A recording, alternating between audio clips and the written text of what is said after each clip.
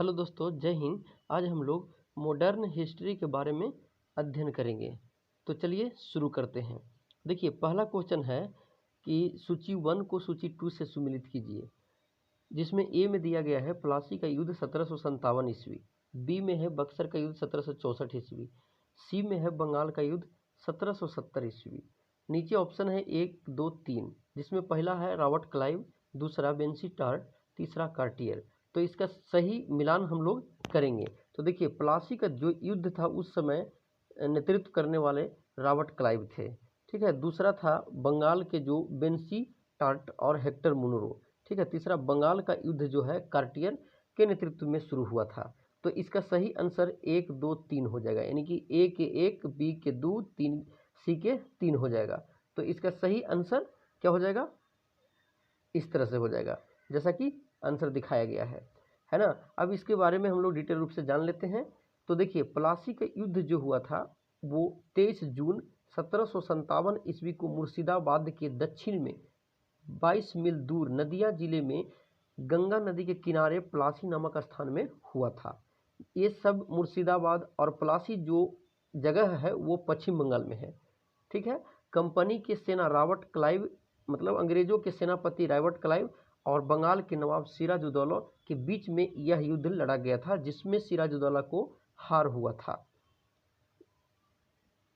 बक्सर के युद्ध में है, अब है बक्सर के युद्ध में एक ओर से मुगल सम्राट शाह आलम द्वितीय और अवध का नवाब शुजाउद्दौला और मीर कासिम थे, और दूसरे ओर अंग्रेज का सेनापति का नेतृत्व जो उनका कुशल सेनापति था, है ना, वो कैप्टन मुनरो और बेंसी टार्ट कर रहा था बक्सर के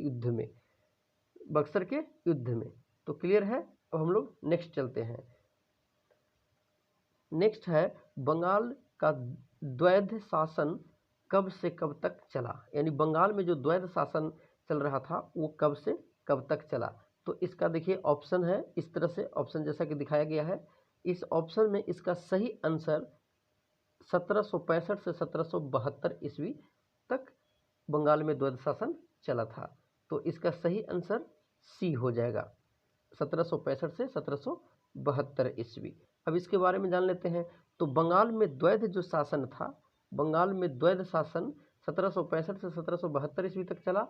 अंग्रेजों ने क्योंकि मुगल बादशाह को इसमें पराजित कर दिया था, इसीलिए अंग्रेजों ने मुगल बादशाह से 12 अगस्त 1765 ईस्वी में इलाहाबाद की संधि की थी, है ना। जब अब ये क्या है, द्वैध शासन के बारे में हम लोग थोड़ा सा जान लेते हैं। द्वैध शासन, तो देखिए, दो शासक एक साथ सत्ता का संचालन करते हैं तो इसे द्वैध शासन कहा जाता है, ठीक है। क्लियर है। बंगाल में द्वैध शासन 1765 से 72 ये बक्सर के युद्ध के पश्चात हुआ था, यानी बक्सर के युद्ध में जो हार हुआ था भारतीय शासकों को, उसके बाद ये द्वैध शासन लागू हुआ था। और ये द्वैध शासन को शुरू करने वाला कौन था? तो रॉबर्ट क्लाइव था। कौन था? रॉबर्ट क्लाइव था। और इसे खत्म करने वाला यानी समाप्त करने वाला 1772 ईस्वी में इसे दोष बता करके वारेन हेस्टिंग ने द्वैध शासन को समाप्त कर दिया था। अब ये द्वैध शासन का जनक पिता किसे कहा जाता है? तो द्वैध शासन का जनक पिता जो हुआ था वो कौन था? लियो कार्टिस को माना जाता है।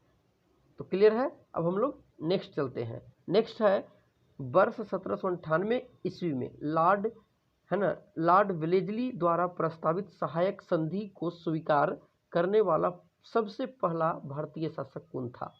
तो देखिए, इसका ऑप्शन इस तरह से है, अवध का नवाब, हैदराबाद का निजाम, कर्नाटक का नवाब और मैसूर का राजा। तो इसका सही आंसर हैदराबाद के निजाम हो जाएगा, यानी हैदराबाद के निजाम ने सबसे पहले ये सहायक प्रस्ताव संधि को बरार के अथी करके किया था। इसके बारे में हम लोग डिटेल में जान लेते हैं। तो देखिए, सहायक संधि अथी करने वाला जो था वो हैदराबाद था सितंबर 1798 ईस्वी में, मैसूर था 1799 ईस्वी में, तंजौर अक्टूबर 1799 ईस्वी में, अवध नवंबर 1801 ईस्वी में, पेशवा दिसंबर 1803 ईस्वी में, बरार भोसले उस समय का नाम था दिसंबर 1803 ईस्वी में, ग्वालियर सिंधिया जिसे बोलता था उस समय, है ना, फरवरी 1804 ईस्वी में। ये सब सहायक संधि लॉर्ड वेलेस्ली का स्वीकार करने वाला राज्य था।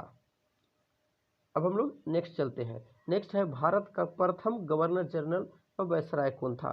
तो देखिए भारत का जो प्रथम वायसराय कौन था इसके बारे में हम लोग जानते हैं। तो देखिए इस तरह से ऑप्शन दिया गया है, लॉर्ड है ना Warren Hastings, Lord Canning, Lord Minto और लॉर्ड कर्जन।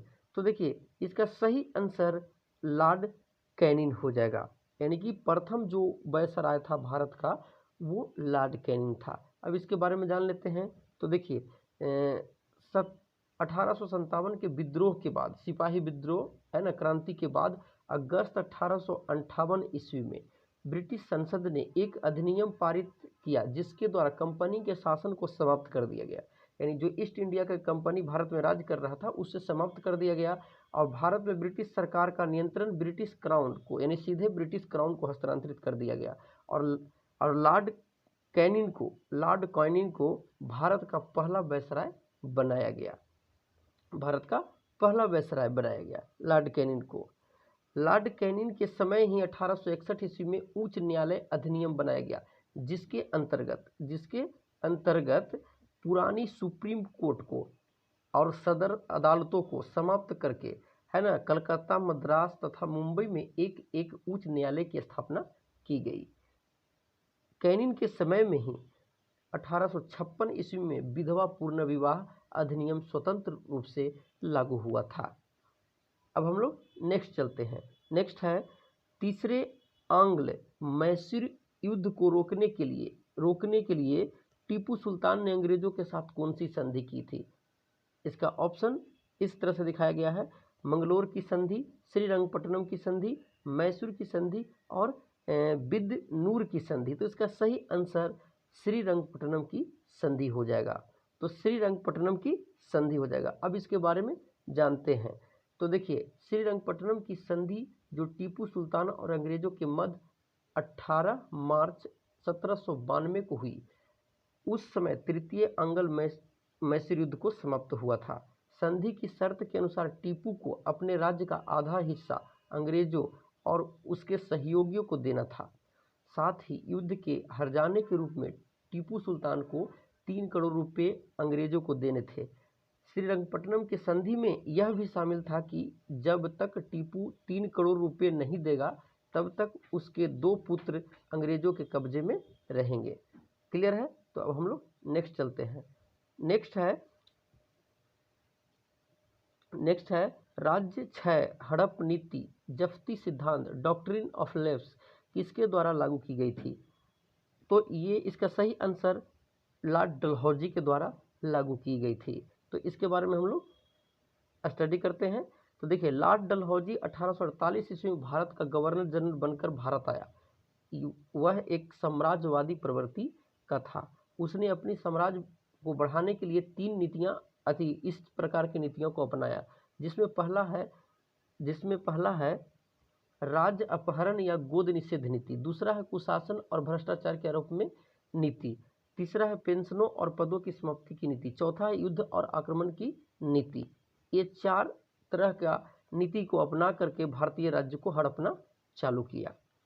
डलहौजी की राज्य अपहरण या गोद निषेध नीति के अंतर्गत सबसे पहला शिकार जो हुआ वो सतारा हुआ। सर्वप्रथम लॉर्ड डलहौजी ने सतारा राज्य को अपनी नीति का शिकार बनाया। सतारा के राजा के कोई पुत्र नहीं था, अतः एवं उसने एक बालक को गोद लिया था। 1848 ईस्वी में सतारा के राजा की मृत्यु हो गई, किंतु लॉर्ड डलहौजी ने गोद लिए हुए बालक को उत्तराधिकारी के रूप में स्वीकार न करके सतारा को अंग्रेजी साम्राज्य में मिला लिया। दूसरा जो शिकार हुआ हड़प नीति का वो नागपुर हुआ। नागपुर के राजा राघोजी निसंतान मर गया। फलस्वरूप उसकी पत्नी ने यशवंत राव नामक बालक को गोद ले लिया, किंतु लॉर्ड डलहौजी ने यह कहकर उस गोद लेने वाले बालक को अनुमति नहीं दी क्योंकि गोद लेने से पहले अंग्रेज का तूने अनुमति प्राप्त नहीं की है, अतः राज्य पर उसका कोई अधिकार नहीं है। नागपुर को भी अंग्रेजी साम्राज्य में सम्मिलित कर लिया। तीसरा जो हुआ वो संभलपुर के राजा नारायण सिंह के कोई पुत्र नहीं था और वह कोई दत्तक पुत्र नहीं अपना सके। 1849 ईस्वी में डलहौजी ने इस राज्य को भी अपने राज्य में मिला लिया। चौथा जो हुआ शिकार वो झांसी हुआ। झांसी का राजा 1853 ईस्वी में निसंतान मर गया। वहां की रानी ने एक बालक को गोद ले लिया, किंतु लॉर्ड डलहौजी ने उसे उत्तराधिकारी के रूप में स्वीकार नहीं किया और 1854 ईस्वी में झांसी को भी लॉर्ड डलहौजी ने अपने अंग्रेजी राज्य में मिला लिया। कुशासन और भ्रष्टाचार के आरोप में कौन कौन से राज्य को अपनाया? तो कुशासन और भ्रष्टाचार के आरोप में बरार और अवध को अपनाया था। बरार और अवध को अपनाया था, जिसमें अवध इंपोर्टेड है। तो लॉर्ड डलहौजी ने अवध को अंग्रेजी साम्राज्य में विलय करने की योजना बनाई। 1848 ईस्वी में उसने कर्नल स्लीमैन को लखनऊ भेजा। स्लीमैन ने कुशासन के विस्तृत विवरण डलहौजी को भेजे। 1854 ईस्वी में उसने अपने विवरण में अवध को शासन को कुशासन और दूषित बताया और इस प्रकार वाजिद अली शाह का आयोग और दोषपूर्ण शासन करने का आरोप लगाया। जो अवध के शासन उस समय था वो वाजिद अली शाह था। एक संधि स्वीकार करने का प्रस्ताव रखा, जिसके अनुसार नवाब को 12 लाख वार्षिक पेंशन देकर अवध राज्य को अंग्रेजी साम्राज्य में सम्मिलित कर लिया जाता, किंतु नवाब ने इस संधि को स्वीकार नहीं किया। फलस्वरूप लॉर्ड डलहौजी ने एक सेना अवध भेजी और नवाब को गद्दी से उतारकर अवध पर अधिकार कर लिया। 13 फरवरी 1856 ईस्वी की एक घोषणा के अनुसार अवध का राज्य कंपनी के राज्य में मिला लिया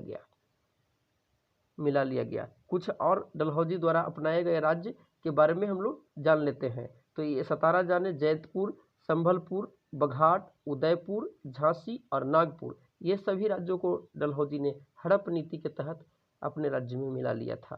क्लियर है? अब हम लोग नेक्स्ट चलते हैं। नेक्स्ट है, किस सिख गुरु ने फारसी में जफरनामा लिखा था? ऑप्शन है गुरु हरि राय, गुरु हरिकिशन, गुरु गोविंद सिंह, गुरु तेग बहादुर। तो इसका सही आंसर गुरु गोविंद सिंह हो जाएगा। जफरनामा के लेखक गुरु गोविंद सिंह थे। गुरु गोविंद सिंह का जन्म जो हुआ था वो 22 सितंबर 1666 ईस्वी पटना साहिब बिहार में हुआ था। मृत्यु जो हुआ था 7 अक्टूबर 1708 ईस्वी में उम्र 42 वर्ष के उम्र में नांदेड़ महाराष्ट्र में हुआ था। इनकी जो प्रसिद्ध कारण जो थे वो ये 10वें सिख गुरु थे, यानी कि जो सिख के जो थे वो 10वें गुरु थे और इन्होंने खालसा पंथ की स्थापना किया था, संस्थापक थे और ये प्रथम सेनापति के रूप में भी कार्य किए थे। इनके जो बच्चे, इनके पुत्र थे अजीत सिंह, जुझार सिंह, जोरावर सिंह और फतेह सिंह। इनकी माता पिता का नाम था, यानी पिता का नाम गुरु तेग बहादुर और माता का नाम गुजरी थी। तो क्लियर है? अब हम लोग आगे चलते हैं। अगला क्वेश्चन है, भारत में डाक व्यवस्था शुरू करने वाला ब्रिटिश गवर्नर जनरल था। तो डाक व्यवस्था शुरू करने वाला इस तरह से ऑप्शन है Lord Dalhousie, Lord Wellesley, Lord Auckland और लॉर्ड विलियम बेंटिक। तो इसका सही आंसर लॉर्ड डलहौजी हो जाएगा, जिन्होंने डाक व्यवस्था शुरू किया था भारत में। अब इनके द्वारा प्रसिद्ध भारत में काम के बारे में हम लोग जानकारी ले लेते हैं। तो भारत में रेलवे और टेलीग्राफ की शुरुआत ये लॉर्ड डलहौजी ने ही किया था। 16 अप्रैल 1853 ईस्वी को बम्बई से थाने के बीच 35 किलोमीटर मार्ग पर भारत की पहली रेलगाड़ी चलाई गई। 1854 में उसने कलकत्ता से आगरा तक 800 मील का टेलीग्राफ शुरू किया। उसने भारत की ग्रीष्मकालीन राजधानी शिमला को बनाया। उसने तोपखाने का मुख्यालय कलकत्ता से बदलकर मेरठ में किया। तोपखाने के जो मुख्यालय था, सेना मुख्यालय शिमला में भी लॉर्ड डलहौजी ने ट्रांसफ़र किया। उसके काल में वुड डिस्पैच की घोषणा पत्र जारी हुआ, जिससे भारत में अंग्रेजी शिक्षा का मैग्ना कार्टा कहा जाता है। वुड डिस्पैच की घोषणा पत्र के तहत सभी जिलों में सरकारी स्कूल खोला जाएगा और इसके अलावा कई विश्वविद्यालय की स्थापना की भी घोषणा लॉर्ड डलहौजी ने किया था। क्लियर है? अब हम लोग आगे चलते हैं। अगला क्वेश्चन है, किस सिख गुरु ने गुरु नानक की जीवनी लिखी थी? तो इसका सही आंसर हो जाएगा गुरु अर्जुन देव ने गुरु नानक की जीवनी लिखी थी। और स्वर्ण मंदिर की नींव और स्वर्ण अमृत शहर की जो नींव की भी जो रखा था वो गुरु अर्जुन देव ने भी रखा था। तो दोस्तों उम्मीद करता हूँ कि आप लोग को समझ में आया होगा। मिलते हैं अगले वीडियो में। जय हिंद, जय भारत।